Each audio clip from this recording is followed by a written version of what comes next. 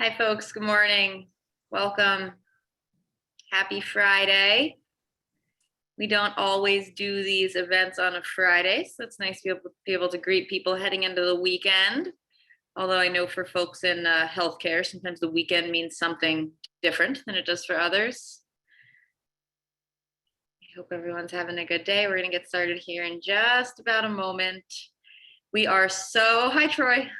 We are so excited about this lecture today from Race. We got a little bit of a sneak peek of it a couple of months ago, and we knew we had to bring it to other folks. So really excited that you're all here today. We have some new folks on the bridge team joining us. Folks from states outside of California. What a good group. And for those of you who are joining who are sons, I think this is going to be a particularly relevant session for you. I have to tell you that the question we get most often is, what do I do about stigma within my hospital? And that is the question that this session is meant to answer. So, greetings from Louisiana. I love it. Nice to see you, Melissa. Be able to use the chat for questions today. Any questions that come up as Race and Jen are presenting, some of them we'll answer live. We'll follow up with you. Always keep in mind, California Bridge is here to support anything you need at your hospital as we go. Let's give it about 30 more seconds for folks to join, and then we will kick off. If you want to take a moment, go ahead and use the chat feature to tell us your name and what hospital you're from. We would love to know where you're joining us from.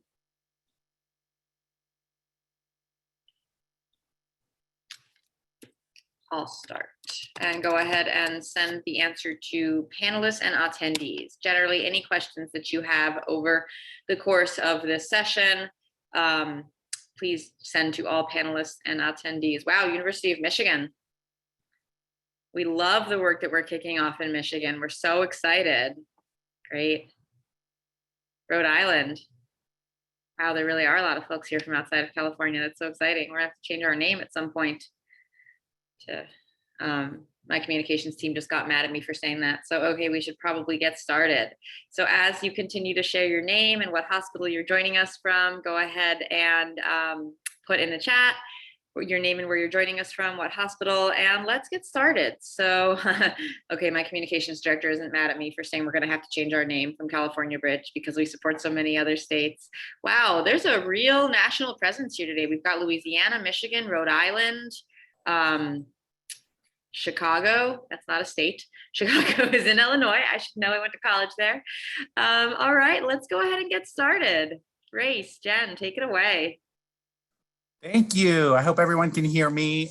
Good morning. I'm Race Fora. I'm based here in Fresno, and I'm an ER physician. And I'm joined by Dr. Jen Zan, who is also an ED physician, and she's based in the Los Angeles area. And we're both going to be sharing hopefully some best practices and some perspectives that don't really get as much of a focus whenever people are talking about opioid use disorder, which is itself underappreciated and already kind of a much too peripheral of a discussion in normal medical discourse. So, I was originally going to title this lecture, Meet the Two Tonys, or, something like Tony has a brain illness. And I think you'll see why. I'm going to start with a couple of clinical vignettes, and then hopefully you can share within, if you're following along on Zoom, you'll be able to see that on the slides. If you're just calling in over the phone, don't worry. I'll tell you everything that you need to know verbally, so you're not going to be able to miss out on anything. So I think we'll start with the first clinical vignette, which is about Tony P. So meet Tony P. When you look at this gentleman, he's basically, you're right alongside, shoulder to shoulder with myself in our emergency department. And Tony P is a 36-year-old man. He's checking into the ED to seek help with a seizure disorder. He had a full-on tonic-clonic seizure while at home. And because he didn't have time to take the proper precautions before it came on, he developed a laceration to the left side of his scalp. He's evaluated by the triage nurse and the triage MD and told to wait. Meanwhile, he feels like his brain is on fire. So, definitely a concerning presentation, but not unusual for what we might see in the emergency department. But it gets, it gets a little bit more complicated. So follow with me. In the lobby, he has a partial seizure while he's waiting to be seen. Just before he has it, he yells for help. Then he collapses on the ground. He's helped back to the chair and a bandage is applied to his bleeding scalp. Okay, fine. Then he continues to demonstrate seizure activity all the while. Okay. Next, what happens is, he tries to ask for help with his seizures several times from his lobby staff, but he is asked to wait for a long time. No one seems to understand why he would come in with both a scalp laceration and also an active seizure. No one seems to grasp that these two conditions might be related. Okay, next paragraph. Eventually, he receives a series of responses to his request, but they are somewhat puzzling to him. First, he's told that he needs to stay calm and follow up at a neurology clinic where they will be able to evaluate his seizure disorder fully and then prescribe him some medications to make his seizure stop. Then the doctor treating him, who appears kind and youthful, smiles compassionately. Then he hurriedly jots down a phone number and an address, passes the slip into Tony's trembling hand, and he stands up to go. These folks will take really good care of you. Just walk in. I hope you get better, man. Good luck to you. Tony shakes his head, mumbles something while he's choking back tears, and he walks out of the ED lobby. So I just want to pause there and say, hopefully this is not something that you would tolerate in your emergency department. It's certainly not something that I would tolerate in mine. This is not how you treat a seizure patient. But now I want you to hold on. I've deliberately made this vignette something that will hopefully stir some very difficult emotions. You may feel anger. You may feel frustration. You may just feel a lot of sadness and depression related to how this gentleman was treated for a seizure disorder. But now let's meet another Tony. And this is Tony T. And here what I've done is I've basically gone through and I've got the same story, except I changed out the word seizure disorder with opioid use disorder. So again, in the interest of time, I'm going to run through it rather quickly. But basically, Tony T is a 36-year-old man, and he seeks help with his opioid use disorder. He has a full-on non-atonic clonic seizure, but opioid withdrawal while at home. And because he didn't have time to take the proper precautions before he came on, he develops a complication, not a laceration, but an abscess to the left side of his forearm. He's evaluated by the triage nurse and the triage MD, and he's told to wait. Meanwhile, he feels like his brain is on fire, just like the first Tony. In the lobby, he develops moderate withdrawal. Just before he has it, he yells for help and then collapses to the ground.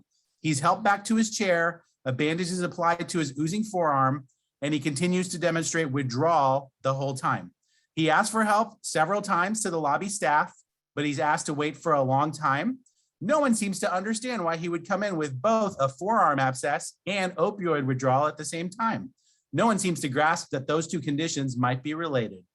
Eventually, he receives a series of responses to his request, but they are as puzzling to him as the first series.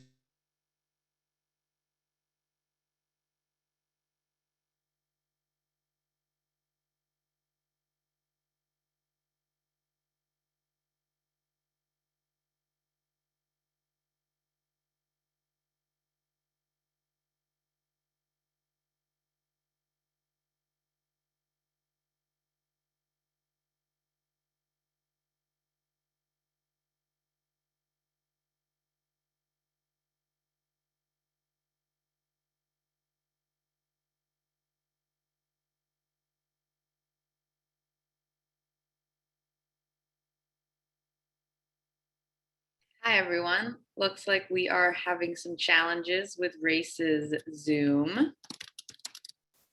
We are going to get him back in just a moment. Thanks for your patience. Jen, anything, I'm putting you on the spot here to jump in, anything you want to share about how to think about these two different scenarios? I mean, I never thought about comparing these two prior to hearing Race's talk, but it's so true that, we just don't look at substance use disorder with the same urgency, and we don't react the same way to opioid withdrawal as some other emergencies in the department, right? And when you compare these back to back, it just puts it in the spotlight that, like, hey, we need to really reframe how we think about these patients. Let's get some feedback in the chat. What are folks' reactions to looking at these two scenarios side by side? Do those of you who are working in hospitals, particularly in sun roles or in clinical champion roles, do you feel like you could, reach out to folks at your hospitals and say, look, what if we treated substance use disorder like we would treat other medical conditions like seizures? Is this something that resonates with folks? Again, using the chat, you can use panelists and attendees to answer the question or to ask additional questions. What is this sparking in folks?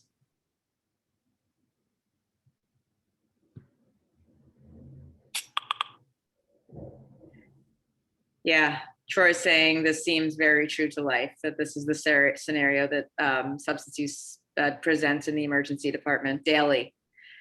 Who else feels that? Who else feels? Troy is in Orange County. So who else has been through this? Who else has seen, a constant initiative at our hospital, finally getting an ED order set for Suboxone approved? That's amazing. Congratulations, Yolanda. Keeping in mind, if anyone needs any support getting those order sets ready to go at your hospital, that's something we can always provide.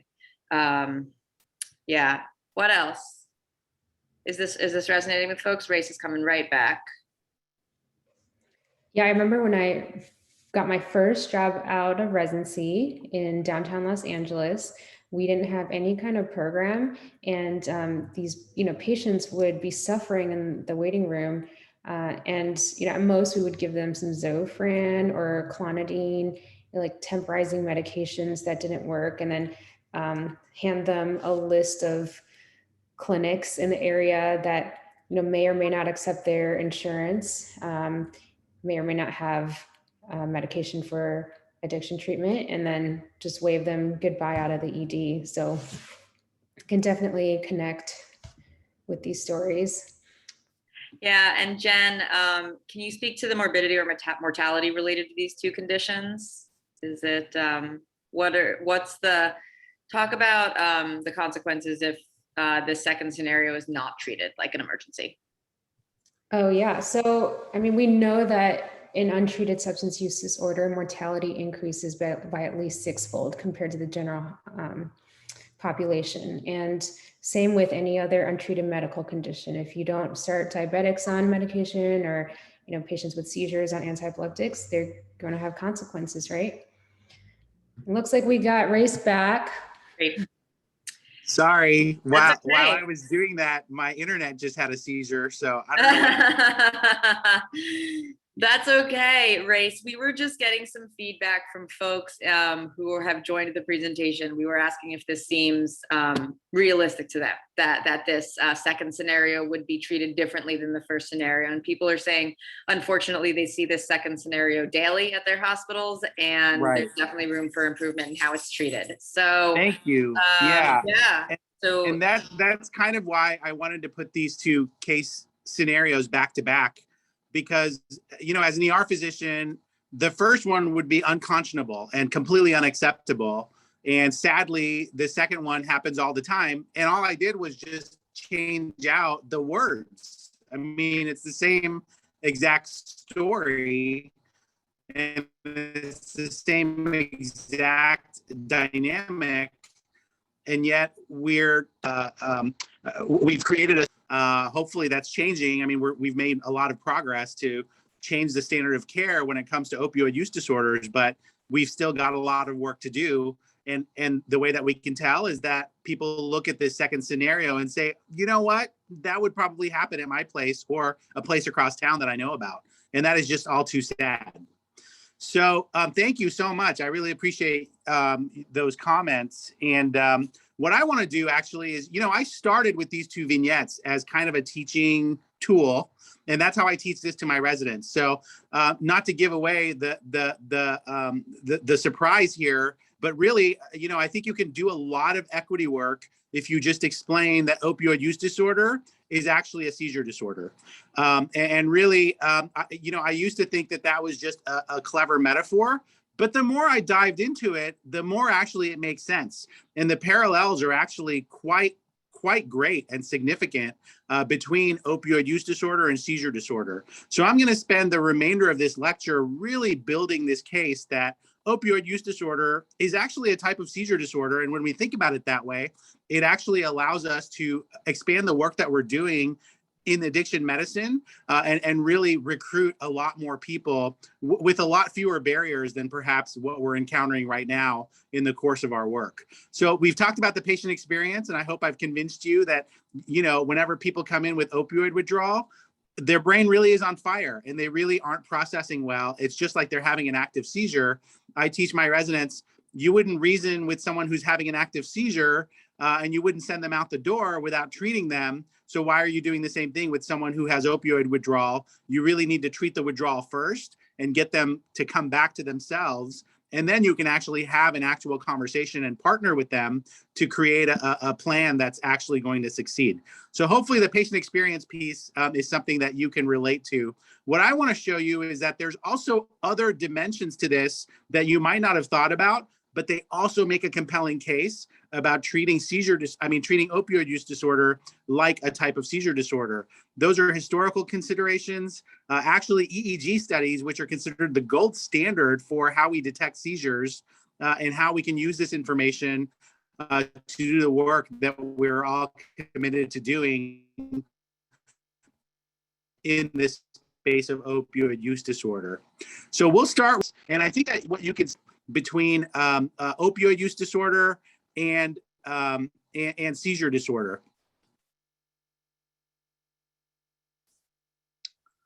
Sorry. And so basically, the dilemma that we've formed is that healthcare treats some illnesses like epilepsy, and it doesn't have to be just seizure disorder, multiple sclerosis. There's a lot of brain illnesses, Parkinson's disease. We treat these brain illnesses fantastically. American healthcare is world-class in terms of how they're able to treat certain neurological conditions, but the system seems to fail patients with other brain illnesses like addiction, especially opioid addiction. And I think there's a lot of different barriers, cultural, logistical, structural, pharmacological. So what I'm going to do is just try to help you see the map of what patients go through as I see it whenever they are encountering the healthcare system and where some of those barriers might be. So I apologize that this is a little, show you is a spectrum, and the spectrum starts with medical overprescribing on the left, or just street drugs that are available. They're certainly available in the Central Valley of California where I practice, but really they're available all over the country at this point. We've just created an epidemic that's driving such a black market in street opioids that it's not hard at all to get opioids on the street if you want them. Well, that can actually lead to early or mild opioid use disorder, which then leads to severe opioid use disorder and complications. So that's really that spectrum that you're seeing along the bottom of this slide. And these patients can enter primary care, urgent care. Sometimes they show up to our high acuity emergency departments. But either way, whenever they're early or mild in their opioid use disorder, they have very mild withdrawal. And so therefore no recovery seems to be offered because they don't seem to have that big of a problem. They can really, if they're in a huge component of denial, or they're not really ready to accept treatment, that, they're not offered the resources to recovery while they have mild opioid use disorder. And unfortunately, that can lead to severe opioid use disorder where the behavior gets more risky, the withdrawals get more severe. And then at that point, they seem to be kind of a lost cause, is that they're so in deep with their addiction that, the interventions aren't offered because people just throw up their hands saying, this work is too hard, it's futile, and that we're not going to try to get this person into recovery because they're a lost cause. Unfortunately, I still hear that from some of my colleagues and from a lot of different practitioners. And I think that that's an attitude that we have to fight against almost every day.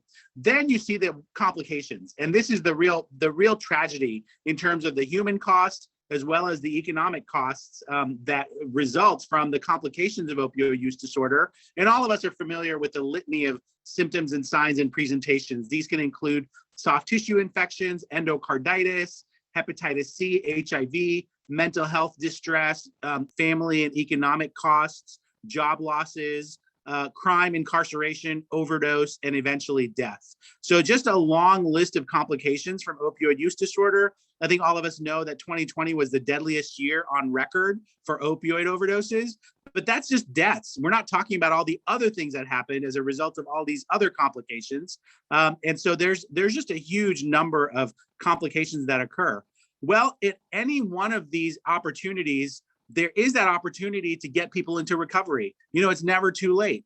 And yet there seem to be barricades after barricades that we've set up to get patients into recovery because of stigma, because of logistical factors, just because of a lack of resources, et cetera. So unfortunately, this seems to be the current situation in many different practice settings. And this is something that we're trying to fight against. And hopefully I'll give you some perspectives during this hour to where you can start to have these conversations. And it doesn't seem like it's too far off. We've basically been able to reframe what we do with opioid use disorder to where people think, oh, you know what? I think I can actually do that because they are doing it when it comes to other neurological diseases like seizures. Next slide. So let's talk about the historical comparisons to seizures. I'm not going to belabor, just in the interest of time, the abstract that I was able to find, but this is from the British Medical Journal in the late 90s, when epilepsy was still kind of in the same struggle that addiction medicine is now with opioid use disorder. You know, they were really trying to make sure that these treatment gaps were filled. And I really like this quote where it says, the history of epilepsy can be summarized as 4,000 years of ignorance, superstition, and stigma, followed by 100 years of knowledge, superstition, and stigma. And knowing that seizures result from sudden, excessive, abnormal electrical discharges in a set of neurons has done little to dispel misunderstanding about epilepsy. And I looked at that and I said, oh my gosh, you could totally substitute in, just like I did earlier in this lecture, you could substitute in the word opioid use disorder for epilepsy, and you would be totally talking about opioid use disorder. When you talk about ignorance, superstition, stigma, let's go to the next slide, then I can show you a little bit more detail about what I mean. Because I started thinking about this and I said, you know what? Seizures and addiction have such an overlap in terms of the cultural roles. You know, whenever people are diagnosed with either one or the other, they're not treated as, you know, patients that need help. They're treated as outcasts or celebrities or visionaries or shamans. And this is something that our society does, that a lot of other societies do. You know, I don't want to pick on any single cultural context, but, you know, you see some of our movie stars, you see our royal families. There's actually a book that was about the Central Valley of California called The Spirit Catches You and You Fall Down, about a Hmong child who had seizures. And this is actually, you know, pretty much required reading in a lot of medical schools at this point. But this is about how culture shapes our attitudes toward illness. And there they were talking about seizures. But again, the systemic response and the therapeutic approaches are very parallel to some of the ways that we start to treat addiction. If you were, you know, unfortunate enough to be an epilepsy patient in Central America a few hundred years ago, then this is probably what would happen to you. You'd be held down, and somebody would do a very cruel and unusual procedure to try to cure your illness, and it would be totally normalized in our society. And you know, we can be, I think, judgmental at this standpoint and just be smug and condescending about what people used to do hundreds of years ago. But guess what?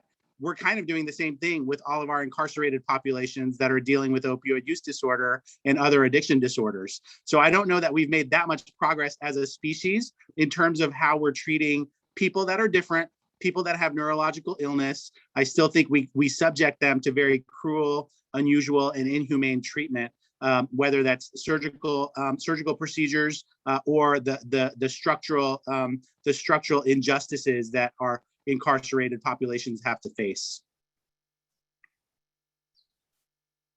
So why is it change needed? Well, you know, I actually borrowed this slide from my friend and mentor, Amy Moulin, who you've heard from before during this series. And I absolutely agree with everything on this slide. A change is needed because the current system frequently and spectacularly fails patients with opioid addiction. Denial is huge across all layers, starting with our communities, and then our families, our patients, and then moving into the healthcare landscape with a lot of the people that are supposed to be advocating for patients just in a tremendous amount of denial. Getting opioids is easy. Getting help for opioids is hard. The X waiver requirement, I'm not going to belabor that during this lecture, but you've probably heard from us before about how much of a pain that is to work with. Referrals and appointments are creating a labyrinth. There's insurance issues. There's treatment contracts that get in the way. There's just treatment approaches that are, frankly, ineffective and quite cruel because they basically cut people off and make them go into withdrawal. And we've just shared with you how withdrawal can feel very much like, a person is being punished, and they just do it, have a terrible time with that period of withdrawal. So what if we consider substance addiction as a brain disease? That's really why a change is needed, is because we really need to change the mental model that we have about addiction in general society and in the way that we treat about it in our clinical work.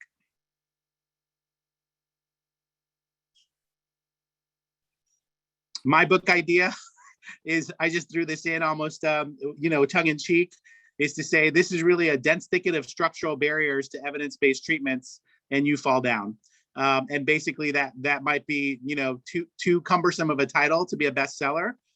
Maybe Trainspotting is a better title. I just threw that in because that's the movie that inspired me to become a toxicologist and to go to medical school. And it still holds up well after like 30 years. So I know I'm aging myself, but if you've never seen this movie and you want to know more about the lives of opioid use disorder patients, this is just a fantastic and really well done film that really shows you the nuances of what some of them go through. So should withdrawal be seen as a type of non-convulsive seizure? I'm going to do a little bit of a deeper dive during this portion of the lecture and really share with you that suggests that opioid use disorder can be seen as a type of seizure. Now, remember, when you think of seizure and when the general public thinks of seizures, they really think of that tonic-clonic seizure where all of their extremities are shaking violently, that they may get hurt, and that they may need to be held down, etc.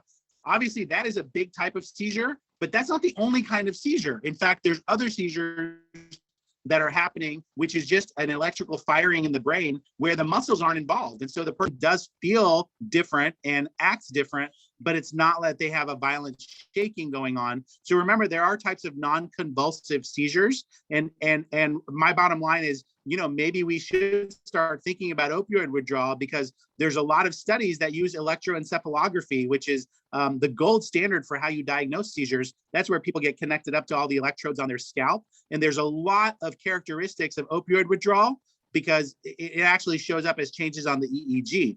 And whenever people are on methadone or other opioids to help take away their withdrawal, that actually changes their EEG to be a little bit more normal.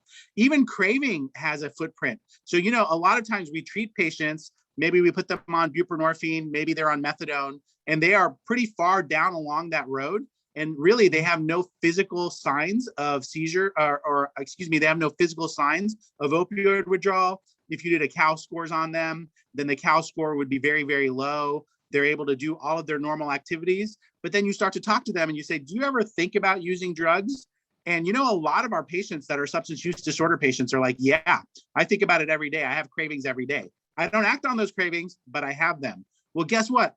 Those cravings show up on EEG also. So it basically, even craving has an EEG footprint in stable patients. To me, that was a really compelling observation. And almost all of these studies, just to give you a caveat, are confounded by other comorbid conditions. A lot of them were done before the era when Suboxone and buprenorphine were really broadly available. So a lot of them are actually done in the methadone era. And so there's very few studies that are done in the current era where we have EDMAT available. And this is something that I'm very excited about. So if there are any neurologists listening in on this, or if you know anyone who's interested in this topic, please reach out to me because this is something that I would love to collaborate on as an area of further research. Let's go through some of the primary literature very quickly. And what we can do here is we'll definitely share out these slides and we'll show you each one of these slides is actually a paper. And I can actually link you to the PubMed link for it so you can go back to the original research. And I think that we can probably share that in the chat as well. This one is just a review, just a general literature review, and really just focusing on the highlighted sections because I know these are very busy slides. And this shows that the first symptoms of withdrawal can be seen in high frequency EEG bands. And the severity of these symptoms is associated with brain functional connectivity, which is a very formal term for how they interpret what's going on at the level of the EEG. So we'll go to the next slide. And the next slide talks about opioid withdrawal results in increased local and remote functional connectivity. So again, that's a very formal term for what EEGs show us. And then the different bands that are abnormal. So they looked at 13 withdrawal opioid dependent patients, and they found evidence that local and remote cortical functional connectivity was indeed significantly enhanced. And this was statistically significant, and it showed according to the severity of the opioid withdrawal that they found. So again, I know, not being a neurologist, I totally get if this sounds very foreign to you, but I was just very astounded that you could go to the primary literature and find a lot of evidence that kind of helps us strengthen this parallel between opioid use disorder and seizures. Let's go to the next slide. Quantitative EEG and low resolution electromagnetic tomography imaging of patients undergoing methadone treatment. So this one, they really say that our findings suggest that long-term exposure to opioids is associated with a disrupted resting state network, and that's reduced after methadone maintenance treatment. So like I said, withdrawal has a footprint on the EEG, and then when you give people methadone, that seems to be a little bit reduced. So again, that just suggests that really the brain waves are responding in a way that really strengthen the argument that opioid use disorder is really a functional brain disease. Let's keep going. This is really fascinating.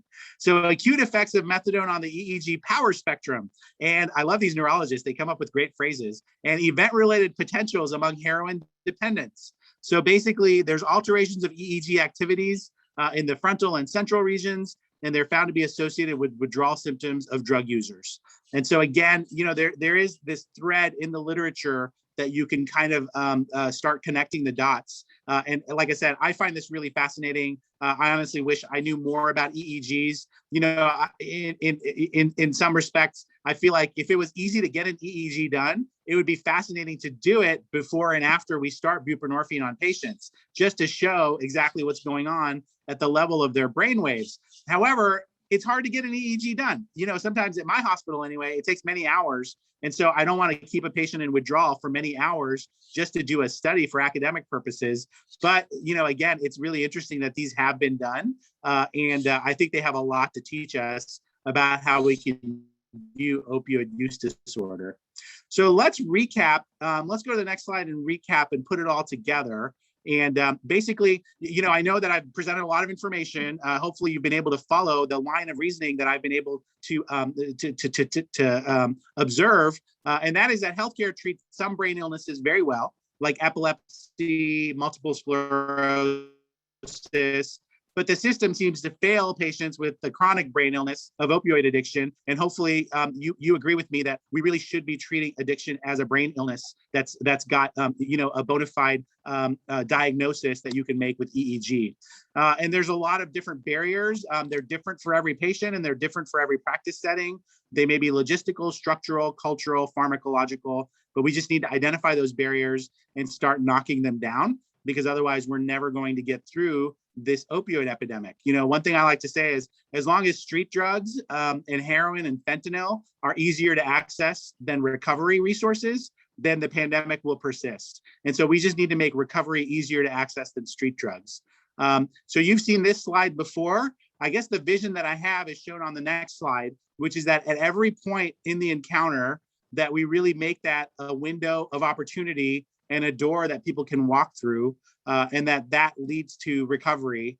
So no matter if we're just talking about refilling people's opioids, we really take a hard look at that and just say, do we really need to refill their opioids, or can we get them onto a better regimen or a safer regimen? If they have early or severe opioid use disorder without complications, that we talk to them and get them into recovery. And even when they have complications, regardless of how minor or major they are, that we take the time to really dive deep into their issues and ask, how did you get here? and how can we get you out, because we know that there's easy recovery resources, including buprenorphine and MAT, that can be started in virtually any care setting, even at home, definitely at the hospital, definitely in primary care, to get people into recovery. Go ahead. So why is upstream work so difficult? So just to close out this lecture, I'm going to just step back even more and just say what we're doing is upstream work. And there's actually a whole book about how to do upstream work. And I just found that this was very instructive. Difficult, it doesn't translate well to short-term tangible results. That really resonated with me when all of these different issues related to prevention. And it just seems to me that, no one really gets rewarded for an OUD patient not overdosing. But a lot of people get benefits if the person gets arrested, if they overdose, and then EMS gets to give them Narcan. If they survive and then they get intubated and get admitted to the ICU, or if they need a new heart valve. I mean, I wish that these were all fictional scenarios, in California and across the country.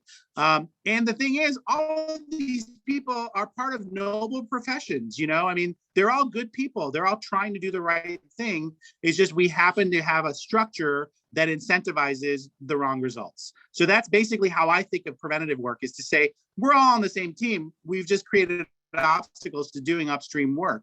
And the three obstacles that Dan Heath lays out include blindness, ownership, and triage. So sometimes people have a blindness to the problem. They're not aware that it is a problem or how it presents in the real world. And there's a whole bunch of different entertaining videos called the Invisible Gorilla Studies.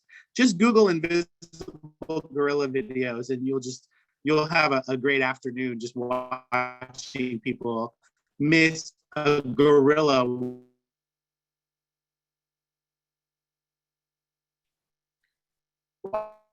All right, great. Thanks, Ray. Through the room because they're focused on something else. Then there's problem ownership. Even if we recognize that there's a problem, no one really owns the issue. This is the common areas of a town or of a hospital. Then there's problem triage, many other priorities to attend to. So the problem actually. Now, how do we take these obstacles and turn them into opportunities? Well,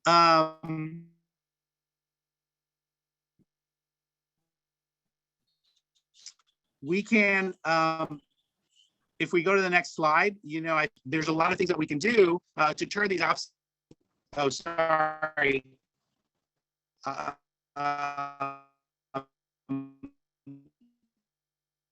right, I think we're going to jump ahead. I think we're going to jump ahead to the next section. Or is there so we're going to give Ray a few moments to stop. Thanks, everyone. We're going to give Race a few moments to troubleshoot his connection, and we're going to move ahead to Jen's presentation. So what Jen is going to do is she's going to tie this piece together. Yeah. Jen is going to tell us about why this matters from an equity lens. So Jen, the comms folks can help you find your first slide that you want to speak to. Yeah, so let's go to 27. Race, I want to thank you for sharing such a unique perspective, and I find it completely relatable. And it made me think, what if we had a door to buprenorphine time, just like we have a door to TPA, door to balloon time? Like if we held ourselves accountable, we would make the standard of care for substance use treatment so much better. So in summary, so what Race is trying to say is that equity starts with the patient's history. Patient-centered and neurophysical lines of evidence suggest that we can compare OUD to seizure disorders and other medical problems that are also stigmatized.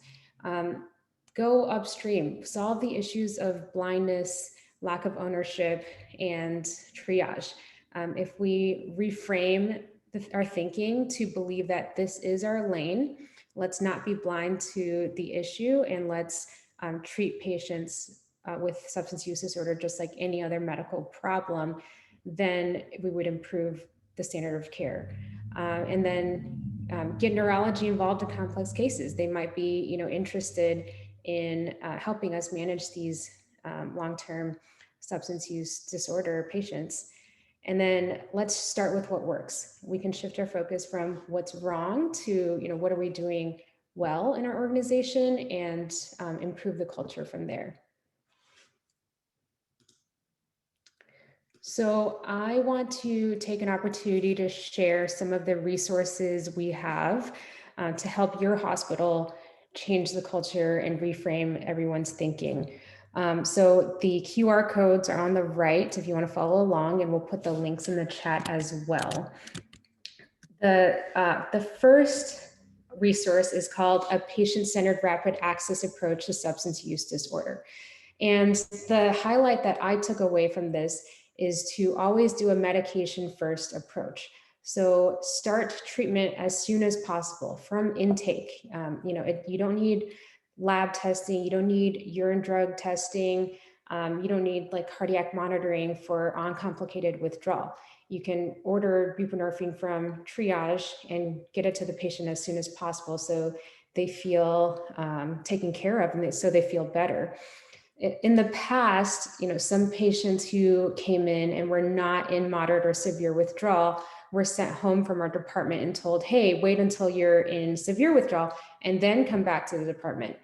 But I've kind of changed my practice on that, because let's be real, nobody wants to go home and then come back to the emergency department the next day after suffering for 24 hours at home. So I tried to adopt a pill and pocket approach and offer patients a home start. So how does this work? First, I ask the patient, hey, have you been on buprenorphine before? If the patient has, then they usually know what dose works for them, and I start them on the same. If the patient is pretty opioid tolerant and has been on bup before, then I tend to do a full dose home start.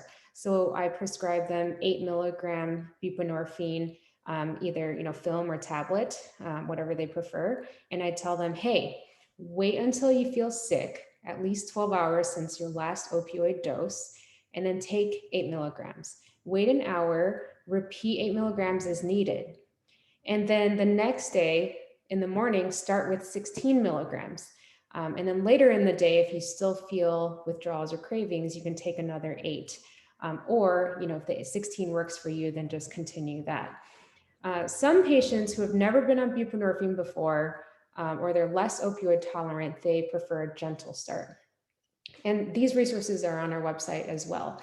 So for a gentle start, I prescribe the 4 milligram tablets and tell the patients, hey, take this home, keep it in your pocket. Wait until you feel sick, at least 12 hours since the last opioid dose, and then take 4 milligrams. Wait an hour, see how you feel, take 4 more milligrams as needed. Take it every 6 hours, and then see how much you need that first day. Add that full dose up from the first day, and then use that as your morning dose for day 2. See if that works for you. If you feel like you're still having withdrawals or cravings later in the day, take another 4. If you feel too sleepy and want to reduce the dose, then the next day, decrease that morning dose by 4. So this, gives patients control of their own treatment, and it gives them an option to start this at home instead of coming back to the emergency department day after day and waiting in the waiting room to get treated. So then what else can you do? So there's lots of harm reduction strategies. We have to recognize that not everyone is going to be compliant with treatment, just like not everyone with seizures is going to take their anti-epileptics. So when patients relapse, provide them more support or medications. When someone with seizures is having increased frequency of attacks, we don't take away their medication. We adjust the dose, refer them to neurology, and give more support. Other things we can do is accept non-insured patients, or take into consideration what insurance they have. Know that generic prescriptions are available for the buprenorphine mono product or the combination product. Give patients the good RX coupon to get cheaper medications. and then offer them free naloxone. We know that naloxone is super expensive. It costs up to $200 or more without insurance. So no one's going to pick it up if that's the cost of the medication. So since starting our free naloxone program at our hospital, we've just been giving it out like candy, and patients are extremely grateful. Honestly, I think the biggest harm reduction is having a substance use navigator. And in addition to that, we can provide patient-facing materials, not just in English, but in other languages as well. And we recently created our materials in all the languages because we realized that, hey, if we just have English materials in the waiting room or in the department, guess what? We're going to capture English-speaking patients only. So don't forget about the other languages. And then on this harm reduction resource, you'll find a list of different language we can use to create a safe and inviting space.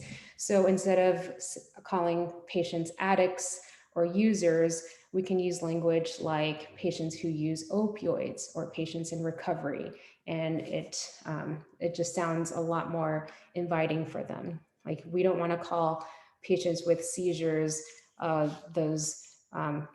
at those Seizures in the department, or look at those brain disease people. So it's a similar concept here. And then offer other harm reduction services like access to syringe exchange, giving out biohazard containers, giving out alcohol pads to reduce risk of infection, and distributing naloxone. This is a resource we're quite proud of. It's called Trauma-Informed Care. So what is trauma-informed care? Basically, it's a patient-centered approach that helps providers understand that many physical and mental health problems, including substance use disorder, come from having experienced trauma in the past. We know that adverse childhood events increase the risk of substance use disorder, along with other conditions such as mental illness, intimate partner violence, chronic pain. So for every adverse childhood event that a person experiences, studies show that the risk of substance use disorder more than doubles. The guiding principles of trauma-informed care can be summarized in two areas: safety and connection. So safety is helping a patient feel safe emotionally and also be safe from the things that put their life at risk, such as violence or overdose. And then connection is building a trustworthy and dependable relationship. So some things that we as providers can do is ask permission before obtaining a sensitive history about their substance use or trauma in the past. So trauma-informed care is not asking for a detailed history of every traumatic event in their life. It's simply making space for the events they experienced, and even stating a statement of empathy and validation can help build that connection. So something like, hey, I know you're going through a lot. I understand that using opiates might be a way to manage all these stressors and challenges that are happening in your life right now. What can I do to help? Things like that. This resource is a nursing one on the culture of care. Let's be real, nurses have way more bedside time with patients. They're often the first face that patients see in triage. They're the ones that greet patients in the waiting room. So empower your nurses to reframe how we think about people who use drugs, and to really tell stories from the patient perspective. Last but not least, we have a resource on advancing equity in substance use disorder. So we've talked about this in prior changemaker trainings, but we know that people of color are more likely to be incarcerated for substance use and less likely to receive treatment, right? In 2006, a study found that 91% of patients who received buprenorphine were white. So this resource focuses on providing equitable services, not just the same services for every patient, but making it equitable, taking into consideration, do they have any needs for housing or transportation, unemployment, mental health issues. Like I mentioned before, we now have resources in other languages as well. That is tremendously important to capture patients of every ethnicity. And I also challenge your team to collect data on treatment of substance use disorder, because there's so many funding opportunities out there for communities of color. And, a lot of our hospitals are doing that work in underserved areas, and it can lead to increased funding in the future. All right, so this is the fun part. I wanted to share some stories from the front line, because one of the most common questions I get asked is, well, how does this program work? Like, what does it look like in the ER? And I wanted to share the story of the first patient I ever treated through our Bridge program. And it's a story that's probably going to linger with me forever. It was a 28-year-old female who presented with URI symptoms. And the reason that she was kind of expedited, the nurse came right to me and was like, hey, can you take care of this patient? She's one of our employees. So she worked at the hospital as an ultrasound tech, and she wanted to get back to work. So I saw her as quickly as I can. And she had, your typical URI symptoms: fevers, myalgias, runny nose. She had some vomiting, diarrhea, just didn't feel well. And the more I talked to her, she looked very anxious. And finally, she told me that she thinks there's something else going on, and that she needs a prescription for OxyContin. And she ended up telling me that back in her early 20s, she was in a car accident. She started taking oxycodone for chronic pain. And then now she has been buying OxyContin from the streets, up to 90 milligrams daily, just to function. And she said, I promise I'm not getting high. I just want to be function and to keep my job. Please don't tell anyone, because I'm afraid I'm going to lose my job over this. And she was the first patient we started on buprenorphine and then linked to outpatient treatment. And she, is still an ultrasound tech at our hospital and comes with a little badge every time she meets sobriety for a certain number of days. It was like she came and showed me her 30-day badge, her 60-day, her 120. And I'm incredibly proud of her. And the story just showed me that, I thought we were going to capture a lot of patients from Skid Row since our hospital was downtown, but that's certainly not true. There are other healthcare providers, there's employees, and people just like us that need this help. This other story I want to share because it really highlights the work that our sons do. It's a 45-year-old Caucasian male who presented with anxiety and symptoms of opioid withdrawal, asked for buprenorphine. I saw his name on the list in the waiting room, but our wait times were like 4 to 6 hours that day. So I called our son and I was like, hey, can you see this guy in the waiting room? But unfortunately, the patient left due to embarrassment and anxiety, waiting around all the other patients. The son immediately called his cell number, assessed him over the phone. He told us he was taking oxycodone 30 milligrams daily and was trying to reduce his use from 5 to 10 pills to 3 pills on his own, and then completely stopped 3 days ago. He started having withdrawal symptoms and was trying to access Suboxone with a telehealth map provider because he just didn't want to be seen in person. But his appointment was not until 2 days later. So we advised him to come back to the ER to get started on buprenorphine, but he didn't want to come due to distance. And then we actually found a pharmacy to call in a prescription and do a home start for him. And he called back and said, I want to thank you. It was so important you calling to look for me and help me with the medicine. I'm still clean. And patient is still following up with Bicycle Health, which is one of our telehealth services to this day.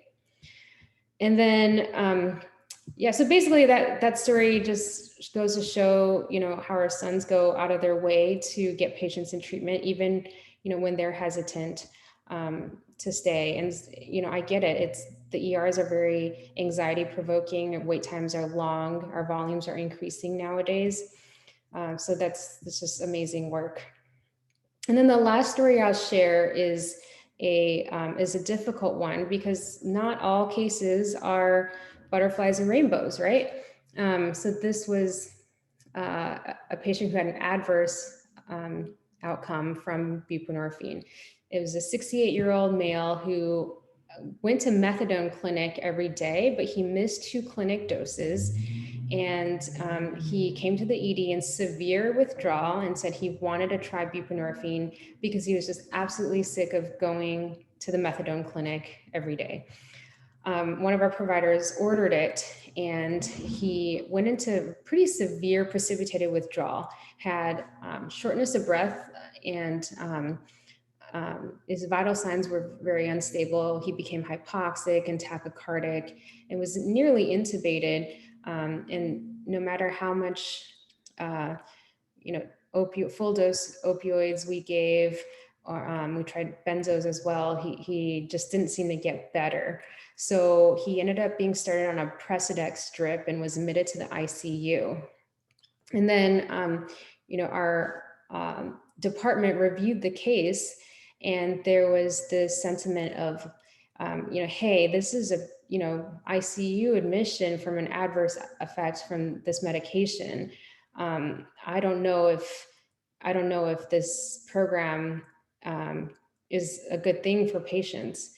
And I met with administration. I was like, look, we have complications from any other medical issues. We have patients in DKA, right? Or we have patients who have status epilepticus from seizures.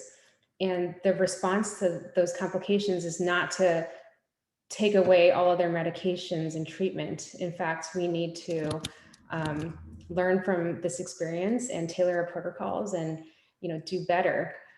So, I know that sometimes we're going to have bad outcomes from the medications we give, and that means we need to provide more support and do more patient-centered approaches to the treatment. So I want to thank you guys all for your time, and if anyone has questions or stories they want to share, please feel free. Thanks, Jen. It's Race. I hope everybody can hear me again. And yeah, that last case is really interesting because I mean, that's a common complication that is a known reaction whenever you mix those medications. So it's like, if a diabetic patient came in with hypoglycemia and then you gave them insulin, then they would get worse, not better. But that doesn't mean that the insulin is a bad medication. It just wasn't given in the right context. So, that's kind of an interesting, and I know that happens very commonly, is that people criticize buprenorphine or whatnot when it's not given in the right way. But that's a different issue than whether it's a valuable medication at all or whether the bridge program is valuable at your hospital.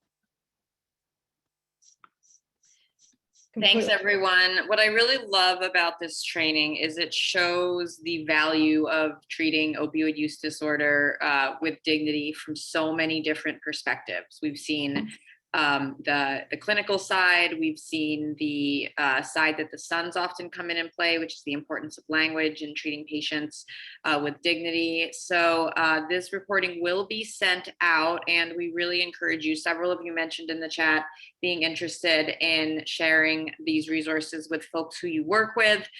Keep in mind, we are available to offer individualized presentations at your hospitals, really on any topic that you are facing that you could use a little bit of education about. So please reach out to us at any time. And as always, Race, Jen, our program would be nothing without the compassionate experts like the two of you. So thank you so much. And Please follow us on social media, reach out to us if we can help. And the next Changemaker is on October 14th. And I want to draw folks' attention to this. It's going to be about alcohol use disorder. And that is a question we get a tremendous amount of attention for, people saying, as everyone on this training likely knows, it's not like people come in only having ever used one type of substance.